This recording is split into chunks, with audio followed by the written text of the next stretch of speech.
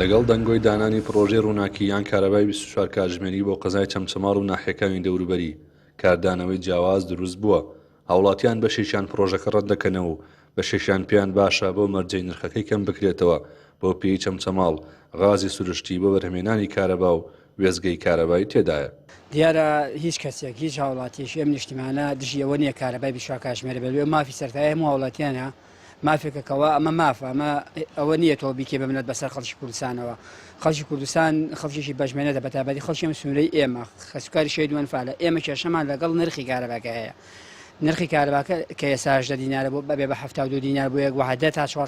400 کیلۆواتۆ 72 دینار و دوای ئەوە زیاترەکە ئەمە کارە ساتەکەیە. ئەژینا ئەگە کارەباکە بچ بۆ هەموو هاوڵاتیەک باش ئەگە 24 کاتژمێر بەڵام نرخەکەی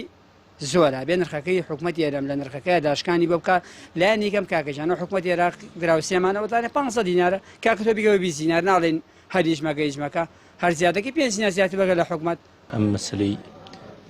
کارەبایە شتێکی باش ئەگەر 24 کاتژمێر بێ لەبەرەوەی کێشەی مۆلیدە کەمە بێتەوە ئەمە لەوانەیە ئاوهەوا مەسلەی بی ئەو ژینگەوەمانە کەمتر پیس بێت. بەس خاڵێکی گرنگ و جەوهەری هەیە مەسەلەکە ئەوەیە کە ئەو ڕێژەیە زۆرە یارە گونجاو نییە بۆ خەڵکی منتقەکە لەبەرەوەی خەڵکی منتقەکە ئاسی داهاتی ڕۆژانەی کەمە بەتابەتی ئەم بارودۆخی ئێستاکە ڕاتبێکی زۆر بڕاوە و ڕاتب نایەوە سێ مانگە بێ ڕاتب نادرێ بە خەڵکی مەسلەی بواری کارکردن هەر زۆر کەمە داهاتی کەمە خەڵک تەعین ناکرێ ئەوەی تەعین کراوە ڕاتب وەرناگرێ بازاڕ بە شێوەیەکی گشتی تووشی شەلەلێکی گشتی بووە کە ئەمانە کاریگەریەکی ڕاستەوخۆیە بۆیە تۆ ئەبوایە مڕاعاتی ئەو خەڵکە بکرایە نەک حکوومەتی عێراق هەموو کاتێ لە هەموو شتێکە کەمتر ئەو پارەی حسابەکە لە مەسلەی بنزینە لە مەسلەی نەوتە ئیتر لە مەسلەی کارەبایە لە هەموو بوارێکە مەسلەی ڕاتب ئەوان ڕاتبێکی چاکیانەیە بە بەردەوام ئەدرێ. بەشێک لە مامۆستایانی ئاینی قەزاکە لە وتاری هەین ڕابردوو لەسەر مینبەرەوە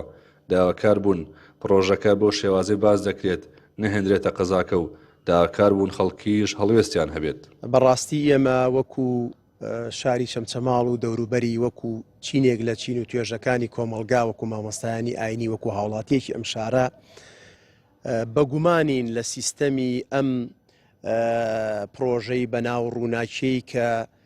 وەزارەتی کارەبا و حکومەتی هەرێم بە حساب پێشنیاریان کردو بۆ خەڵکی و ئیشیان لەسەر کردووە